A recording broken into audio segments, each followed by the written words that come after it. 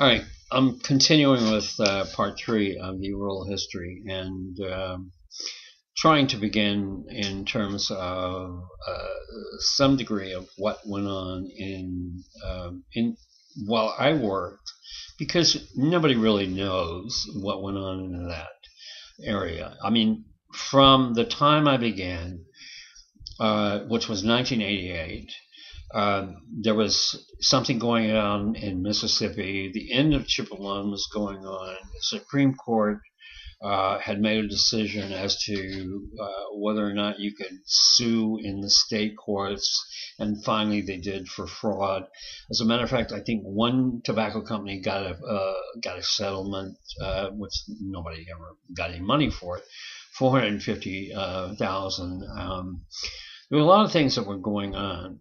After I started working at this company, and believe me, it was out of desperation, but I was prepared for it. I knew absolutely nothing about tobacco. As a matter of fact, I came in. I remembered reading about a case where there was a beetle in some kind of chew tobacco, and that was a Kentucky case, and yet nobody ever won anything. And the reason nobody ever won anything because nobody ever had any documents to prove.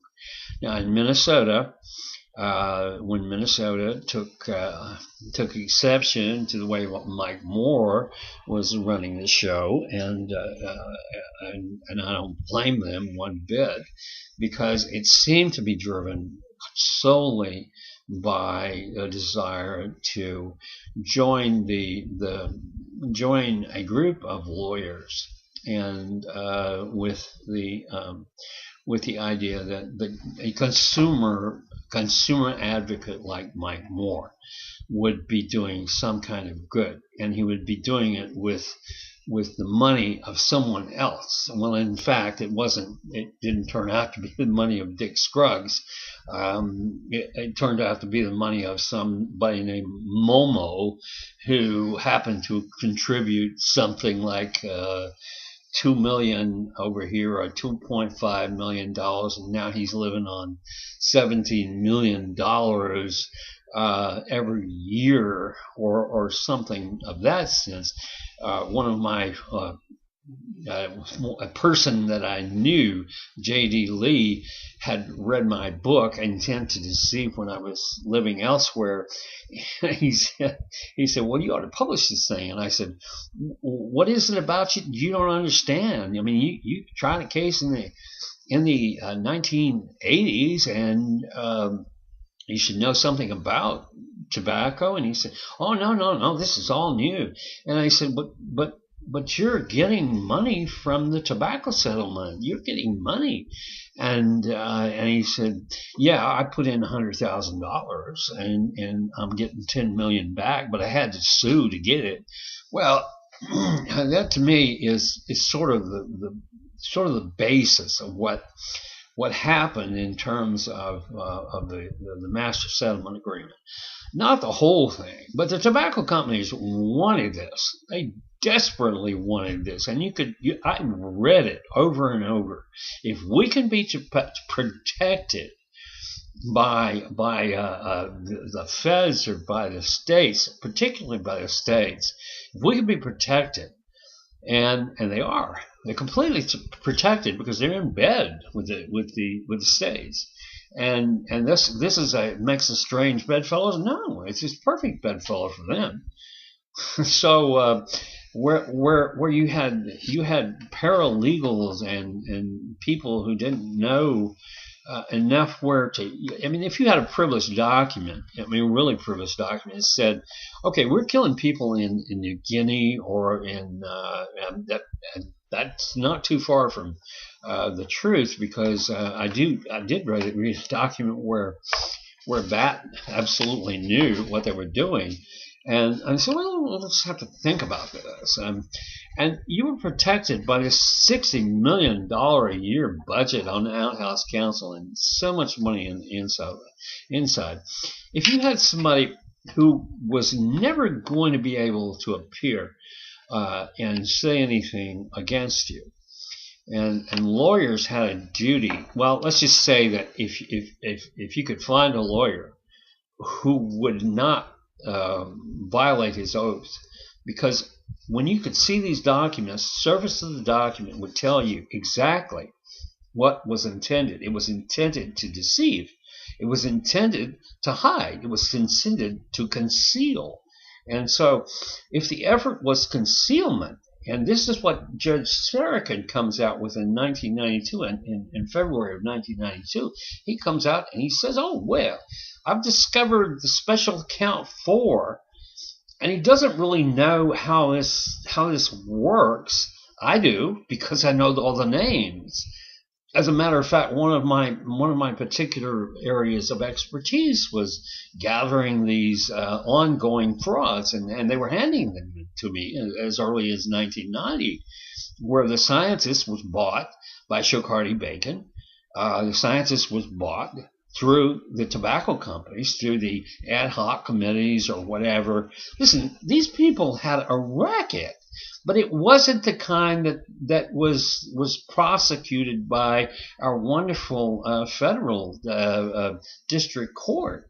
I mean, they barely touch upon it, because why aren't the people from Shokardi and Bacon in jail? Why isn't it Jacob? I mean, of course, David's dead, but the essence of all this is that everybody could get away with anything during a period of time up to 1994, and that meant they couldn't get away with it because the truth came out. Now, some of it was so frightening to me. Some of the documentation I had was so frightening.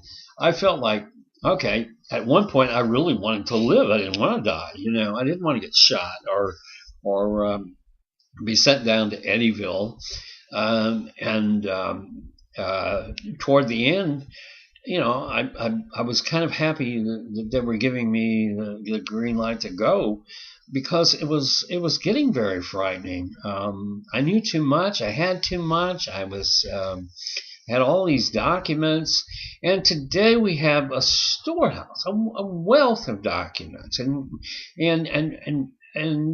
that is what produced a kind of settlement. But now, what does this mean?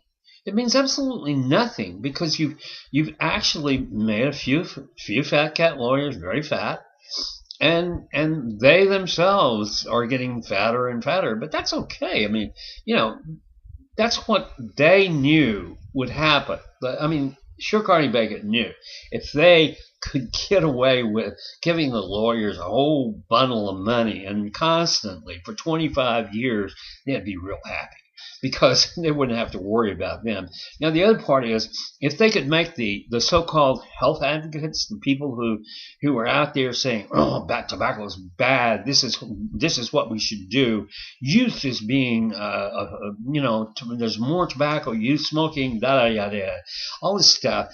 If they could be satisfied with grants and with money and success and prestige, and that's what they do.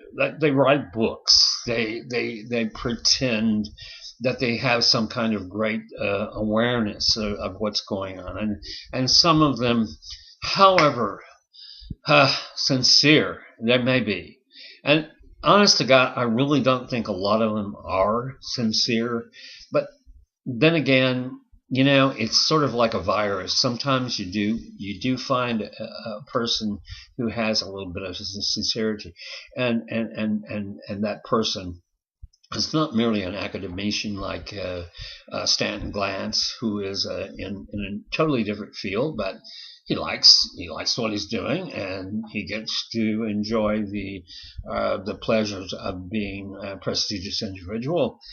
But for the effort, the people who actually did not benefit are the people who need protection of some sort from the states, and they didn't get it.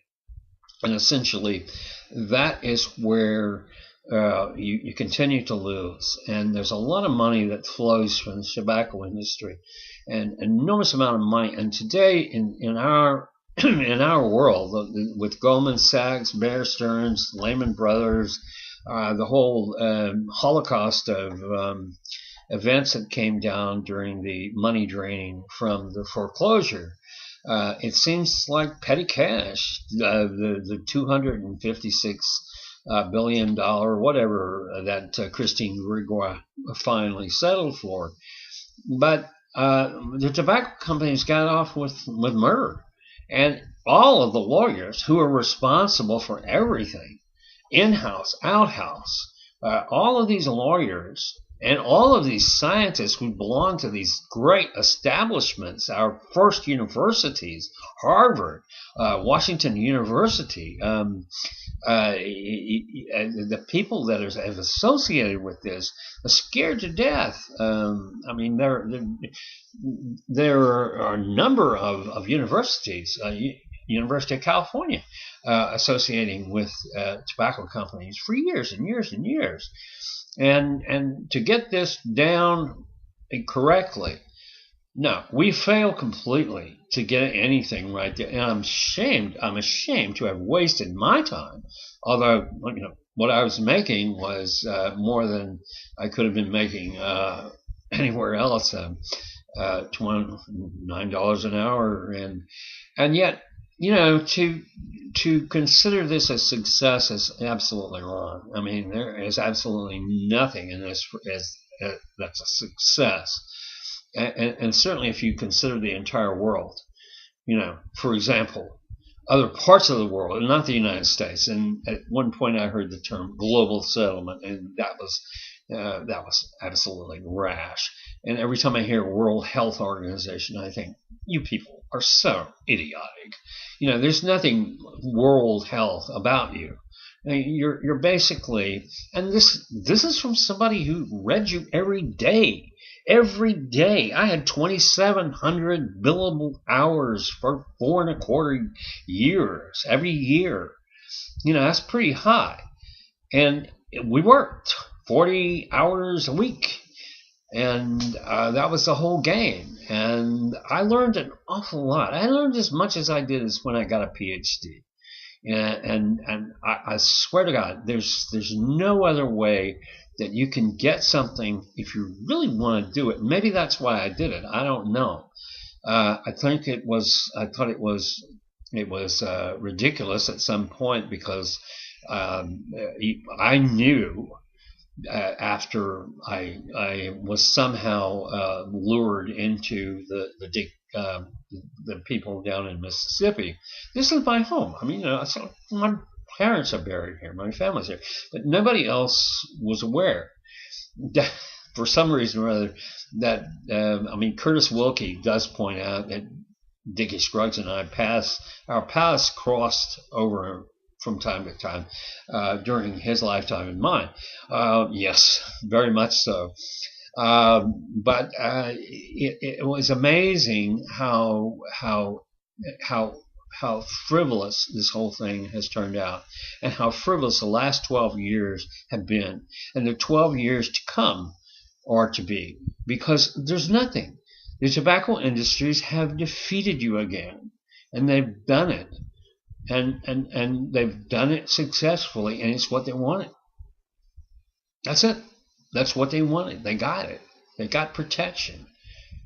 So did the tobacco settlement affect our lives? Not at all. No. The settlement is what it is. I mean, how many hospitals do you see? The lady who died the other day, she was 45 years old. Women are particularly vested, or should be aware that they've lost a lot in these so-called the settlements. I don't know how Minnesota feels, but I hope they feel badly. But there's absolutely nothing that you can do, because they signed on, and maybe if it wasn't such a mysterious little group, and it certainly is, maybe something could happen. But for my money, for my thoughts, and everything I know, this was a disaster. The whole thing was a complete disaster. The master settlement, that was a disaster. Completely. Absolutely and unequivocally.